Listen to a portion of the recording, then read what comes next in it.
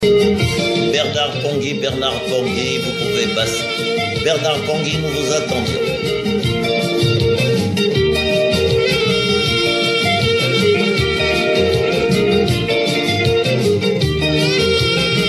Maman,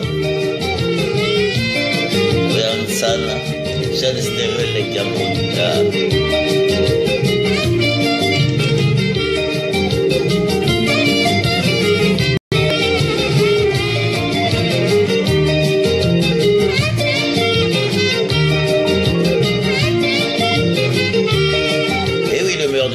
Sur les ondes les plus extraordinaires, très chers compatriotes, encore merci d'être aussi nombreux ce soir. Bonne fin de semaine pour toutes les personnes qui viennent de nous rejoindre du côté de Talangaimi, Kalou, Bakongo, Wenze, chaîne stéréo. Notre invité de ce soir, Bernard Pongui. Bernard, bonsoir. Bonsoir, M. Bravesta. Ben écoute, le plaisir est pour moi de t'avoir une fois du côté des Bakacho. Avant, bien sûr, que tu interviennes, laisse-moi saluer la République. Bonsoir à vous du côté de Talangaimi, Kalou, Bakongo, Wenze, Shenstero, Lengambonda, Balaroy. Bonsoir à vous, Bana, OCH, bonsoir à vous. Bana, sympathique, bonsoir à vous du côté de Songolo, bonsoir du côté de Matende, bonsoir du côté de Nkwiku, bonsoir du côté de Filou, Simon, Gomatete, Kibosi, Kibwende, Tamb, Antoine, Radio du Peuple, bonsoir à vous, Shenstero, Lengambonda. Mesdames, Mesdemoiselles, Messieurs, si je puis me permettre votre direct le plus extraordinaire, je n'oublierai pas du côté des Dimodiens, bonsoir du côté du 753 et Lengambonda. Bernard Pongui, comment vas-tu? Ça va bien, Bob. Ben, le plaisir est pour moi de t'avoir en direct ce soir. Il faut se dire, effectivement, nous nous sommes lancés, c'était pendant la campagne 2016, parce que, effectivement, personne n'avait cru aux élections qui allaient arriver. Effectivement, la jeunesse, enfin, la diaspora canadienne s'est organisée. Nous vous avons vu les Canadiens sortir. Mais qu'est-ce qui s'est passé? Vous êtes où en ce moment? La diaspora canadienne, on n'entend plus parler. Effectivement, on en voit beaucoup d'individualités, comme la diaspora parisienne, hein, comme toutes les diasporas du monde entier. Vous êtes où en ce moment? Où sont les autres? Votre équipe? Mais écoutez, la diaspora canadienne demeure unie, hein, qu'on en veuille ou pas. Hein, c'est-à-dire, nous nous sommes décidés de travailler sur une plateforme avec les amis d'Amérique. Donc, nous avions décidé de mettre en place une plateforme qui inclut le Canada, les États-Unis et le Mexique. Et nous nous sommes décidés de travailler dans le silence et éventuellement les... Belle stratégie, travailler dans le silence, oui, effectivement. Voilà, c'est parce que tel que nous essayons de remarquer, c'est que se passe au niveau d'Europe et puis au niveau des autres diasporas. Nous nous sommes donc décidés de ne pas publier tout ce que nous faisons et tout ce que nous travaillons. Nous avions considéré que ça doit être des secrets défense, si vous voulez. Tout à fait. Voilà, donc voilà pourquoi vous ne voyez plus cette diaspora-là, la diaspora canadienne, sortir et faire des déclarations. Mais le travail continue, voilà. Ok, j'ai suivi tes déclarations. Effectivement, il y a eu l'arrestation de tous nos prisonniers politiques. Je t'ai vu, tu as fait beaucoup. Alors, le comportement, en fait, qui s'est passé de nos... je ne sais pas comment les appeler, s'il faut dire nos hommes politiques ou nos hommes pouvoir ou j'en sais rien. Le comportement du pouvoir de Brazzaville. Face aux arrestations... face à ça, c'est quelque chose, j'ai toujours dit aux gens quand je suis à direct, arrêtez de m'appeler. Déjà, toi, tu m'appelles jamais, voilà que je suis en direct et tu es en train de m'appeler, tu veux me dire quoi? Continue à m'appeler, je vais citer ton nom. Voilà, j'étais en train de dire, cette diaspora, voilà, il a perdu le fil de mes idées, c'est pour ça que je dis toujours à tous. Vous parlez du comportement du pouvoir illégitime de Brazzaville. Merci. Alors, dis-moi un peu ton avis. Qu'est-ce que tu as envie de dire à tous ces Ébakaïens, les Ébakaïennes qui t'écoutent? Le comportement de Brazzaville. Tout d'abord, je m'excuse de le dire, j'allais tout d'abord commencer par dire merci par tout le travail que tu es en train de faire, le travail de pouvoir entretenir et de pouvoir apporter la confiance à ce peuple qui est le peuple du Congo-Brazzaville et aussi à tous ses amis des pays d'Afrique centrale que nous avons tous les mêmes problèmes qui est le problème de la dictature, les problèmes de répression, le problème de pillage. Vous voyez, la souffrance pour nous au Congo-Brazzaville a commencé depuis le coup d'État militaire de M. Sassou Nguesso, le coup d'État de 5 juin 1997. Un coup d'État qui a mis arrêt à tout le système démocratique de notre pays. Vous voyez, le Congo est parti sur un certain élan pour pouvoir essayer de se faire asseoir ses institutions démocratiques, ses institutions politiques, ses institutions civiles pour essayer de développer le pays. Malheureusement, ce rêve que nous avions tous pensé, que lors de la séance de lavement de mains avec M. Sassou, on croyait que nous nous sommes lavé les mains pour faire passer le passé. Vous voyez, malheureusement, ce n'était pas le cas. M. Sassou Nguesso est revenu par force. Un coup d'État militaire, qu'on le dise, qui a entraîné la mort de plus de 800 000 Congolais. Et ça, c'est pas moi qui le dis.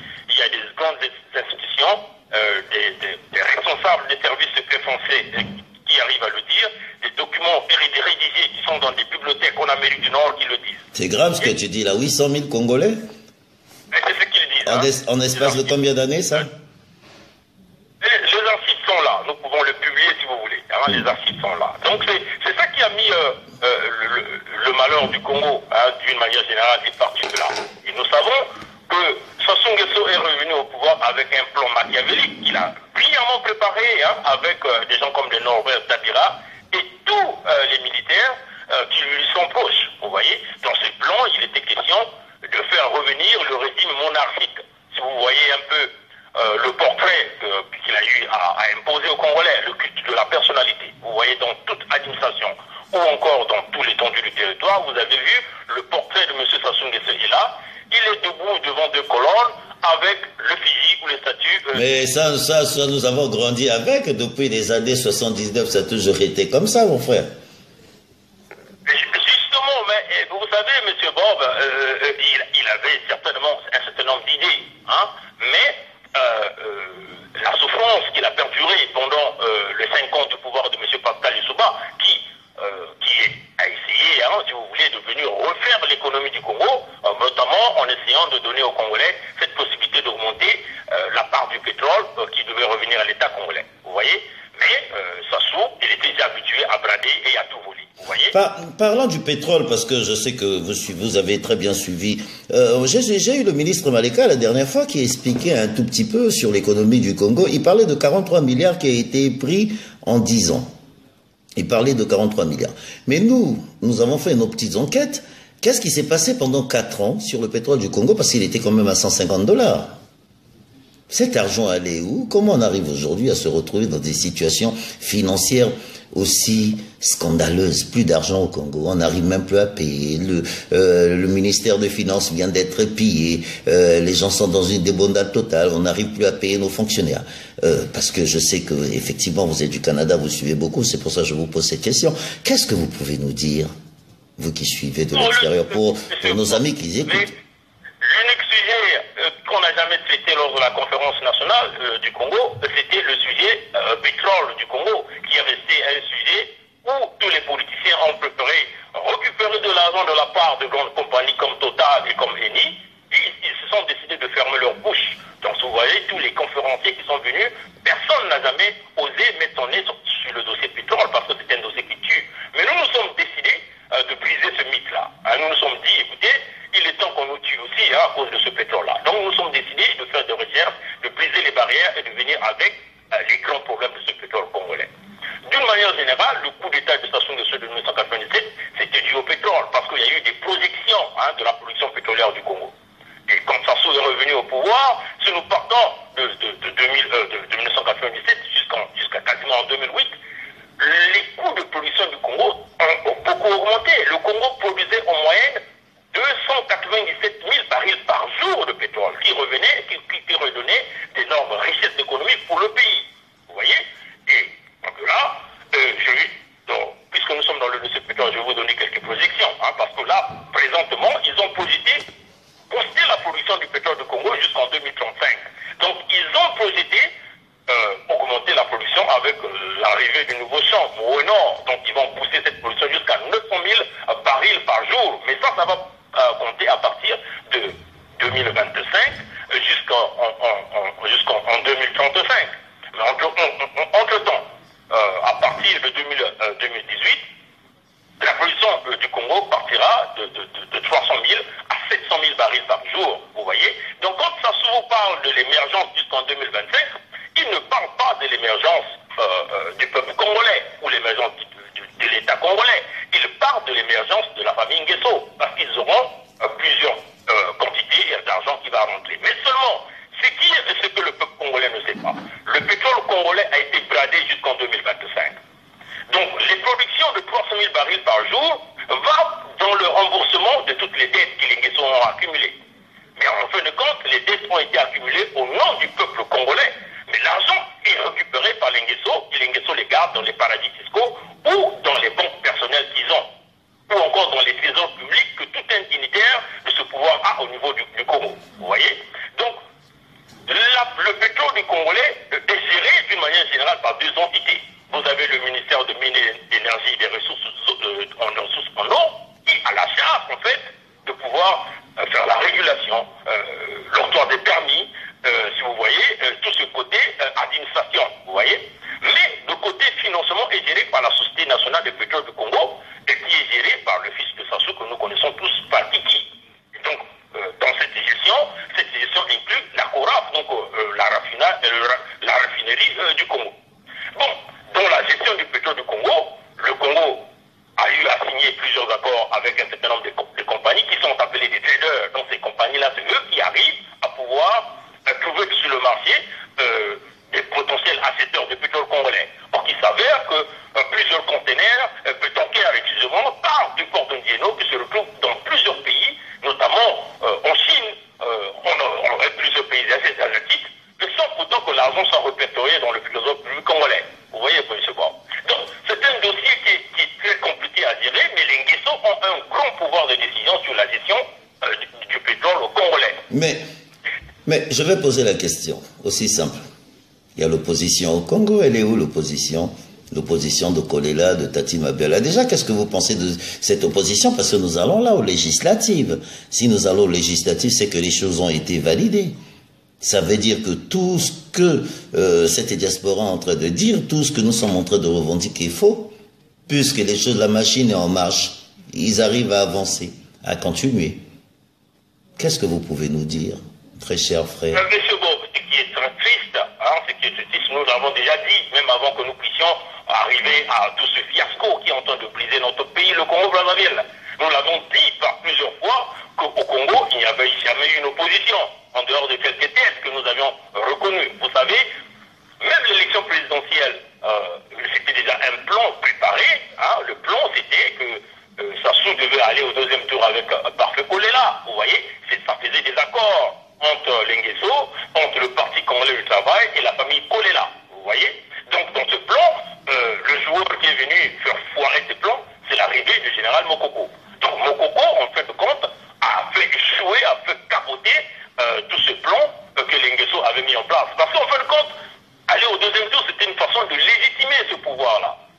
Une façon de dire qu'il y a eu une élection présidentielle, il y a eu un deuxième tour, et donc Sassou devient un président légitime. Mais en fin de compte, c'était un coup. L'opposition au Congo, il n'y a jamais eu d'opposition au Congo. Si vous voyez Satima Mabiala a reconnu que Sassou Nguesso a gagné les élections, a reconnu le pouvoir de Sassou Nguesso. Parfait Kolela, qui reconnaît au départ que Sassou n'a pas gagné les élections, il est venu bondir quelques pièces, notamment les procès-verbaux des bureaux de vote à la télévision, les images sont là, Bernard Pondy ne ment pas. Donc 99% des choses que nous disons, 99,19% représentent la vérité.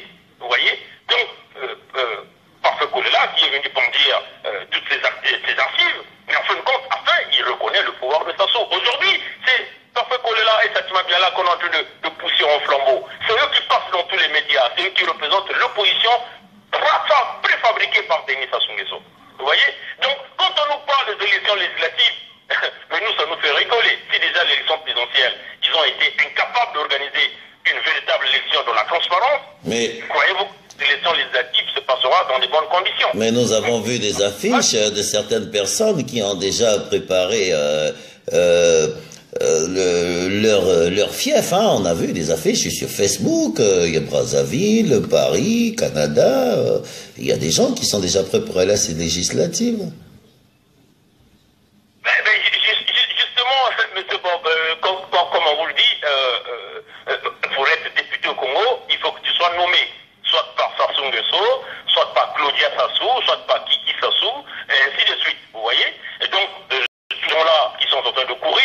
a vu plusieurs jeux, même au niveau de Paris, qui faisaient le bruit du côté de Kolela. Je n'ai pas envie de citer le nom, mais je vais quand même citer des gens comme de Vivien Manangou, aujourd'hui qui se retrouvent au Congo, sous l'étiquette soi-disant de professeur d'université. Et il y en a pas mal de gens aussi qui vont partir, vous voyez. Ah, Vivien, ah non, ne me dis pas ça, mon petit Vivien est rentré au Congo? C'est ce qu'on nous fait croire, que Vivien Manangou est au Congo. On nous dit qu'il a été promu comme professeur d'université au Congo. Bon, ça, on ne sait pas, ça reste à vérifier. Mais d'après les rumeurs, c'est ce qu'on nous dit, vous voyez. Il y a pas mal de... C'est pas la photo avec les étudiants, là, c'est pas une vieille photo, parce que Vivien Manangou, c'est un petit que je connais très bien. Je le vois très mal laisser tout ce qu'il a ici pour aller être professeur d'université au Congo aujourd'hui. Enfin, j'en sais rien. J'ai vu une photo, effectivement. Nous voulons parler de ça sur ton show, pour qu'il y ait des gens qui nous apportent beaucoup de clarité sur ce sujet.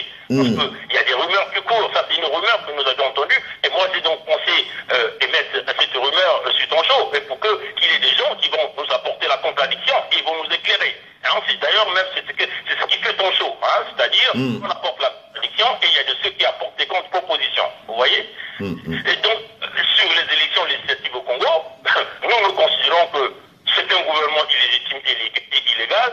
Sassou Nguesso n'a jamais été élu, il a eu 8%, il n'est pas le président légitime du Congo.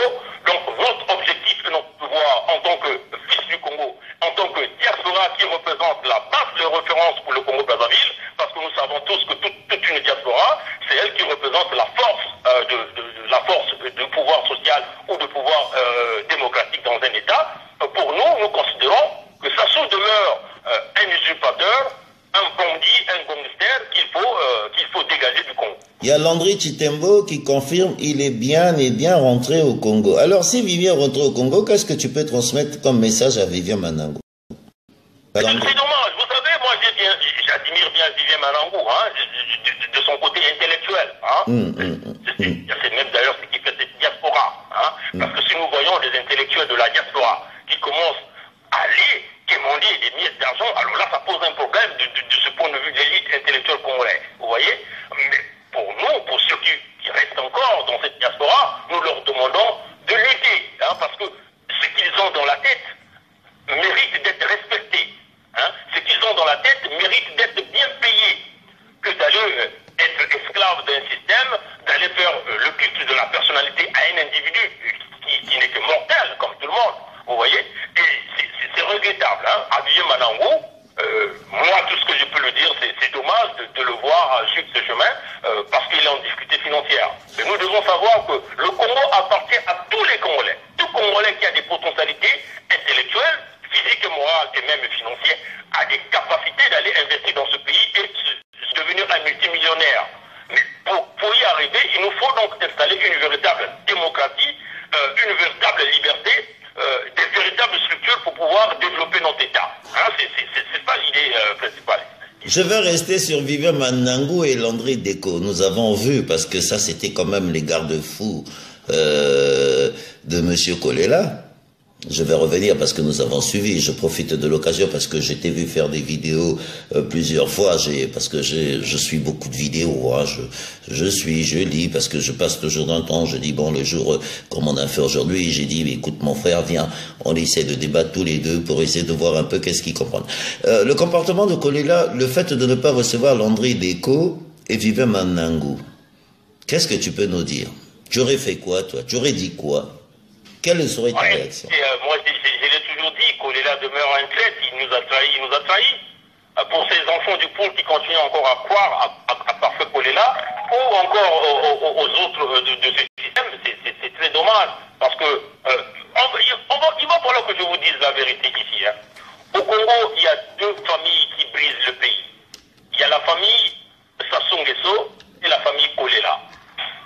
Ces deux familles se sont décidées de pouvoir s'enrichir derrière l'argent du sang, derrière le dos du Congolais. Aujourd'hui, vous voyez, le pôle est en train de se faire bombarder par des M21, des hélicoptères militaires de combat. Vous voyez, il y a des troupes étrangères qui sont dans le pôle, en train de massacrer les peuples du pôle. Et pourtant, Kolela est ressortissant du pôle. Vous voyez, tous ces dignitaires du pôle sont derrière Sassou Nguesso. Personne ne veut parler des histoires du pôle. C'est vraiment dommage. Mais pour des Vivien Manangou, qui sont des intellectuels, et tous les autres qui sont derrière fait coller là. C'est vraiment déraisonnable de voir ces intellectuels-là se mettre sur un chemin de destruction pour des motifs de Ngili ou pour des motifs d'argent. Voilà. Il nous reste 3 minutes, enfin 1 minute. Qu'est-ce que tu peux dire pour le mot de la fin, très cher frère? En tout cas, bravo du côté du Canada, bravo pour le combat que vous meniez. Vous savez que moi, de toutes les façons, il me reste dans 1h30, j'ai 50 ans. Je vais rentrer dans la catégorie des seniors. Donc, la balle est de votre côté. Je pense que vous avez un grand combat à mener en ce Congo. Notre génération a peut-être échoué. Mais bon, vous avez beaucoup de travail à faire. Nous serons là pour vous, les dernières forces qui nous restent pour vous accompagner, pour essayer vraiment qu'on sorte de ce pays, parce que nous avons eu une superbe éducation. Nous étions à l'école tous les matins, à 7h15 devant un mât, avec des valeurs, avec une éducation. Il fallait sortir de l'école, il fallait arranger ta petite chemise, avoir ta petite chemise bien répassée. La tenue kaki, elle est obligatoire pour tout le monde. C'était l'école publique. C'était quelque chose de formidable. Aujourd'hui, ils ont choisi des écoles privées. Voilà toute une génération abrutie dans l'alcool. Je reviendrai dessus tout à l'heure. Dis-moi, Monsieur Pongui, pour le mot de la fin, qu'est-ce que tu as envie de dire à toute notre génération? Il faut qu'on se partage entre nous les mots. Bon, écoutez, je l'ai toujours dit, hein, vous savez, si vous n'allez pas vers la politique va venir vous chercher.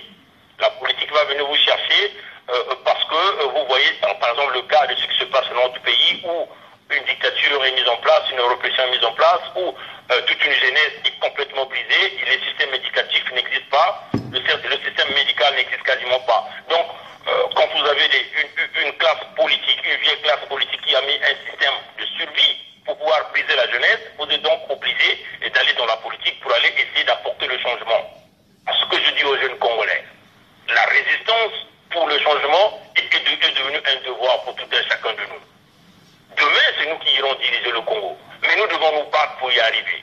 Nous avions les potentialités économiques, les potentialités physiques et intellectuelles pour pouvoir conduire le Congo vers une nouvelle direction, vers la réussite, vers la véritable émergence et le développement. Pas ce que les Nguessos sont en train de promettre, mais avec cette diaspora d'élite qui ont vécu à l'extérieur, qui ont vu ce qui se passe ailleurs, et puis qui va donc nous permettre d'essayer de copier ce modèle dans nos pays, le Congo-Brazzaville. Donc, la balle est dans notre côté. Pour ceux qui sont au Congo, moi je leur dis toujours que la résistance est un devoir.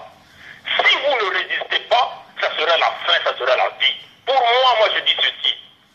Sassou n'a plus sa raison d'être en vie. Il faut trouver des voies et moyens pour pouvoir déguerpiller cette gangrène qui dérange et qui détruit la vie de tous les Congolais. Sassou n'a jamais eu pitié des Congolais.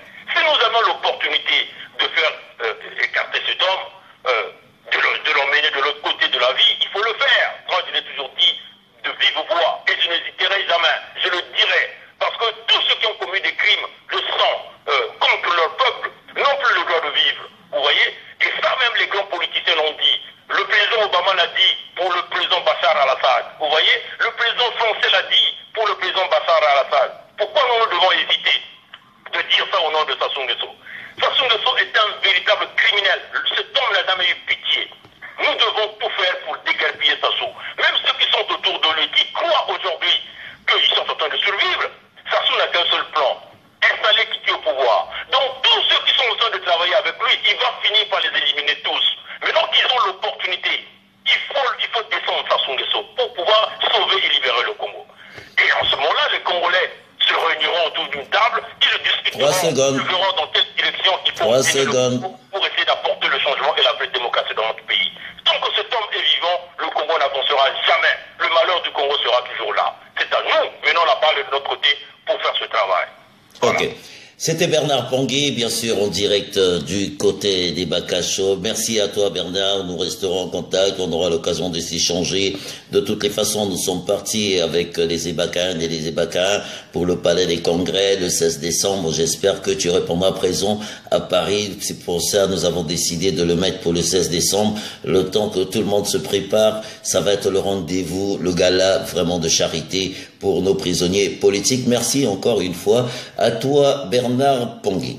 Très chers compatriotes, effectivement, pour toute personne qui veut s'exprimer, vous faites comme Bernard Ponguet, contactez-moi, le micro il est ouvert, cette génération, hier j'ai eu Clarisse Aquala, elle a dit tellement de choses qui m'ont interpellé et j'ai compris que je ne dois faire que mon boulot. Je l'avais dit une fois encore il y a 4 ans, pour ceux qui ont suivi mon émission avec Aristide, mon bébé ici, j'avais dit, je préfère repartir vers mon micro que d'être devant la scène parce que chacun de nous a son temps pour essayer de sortir.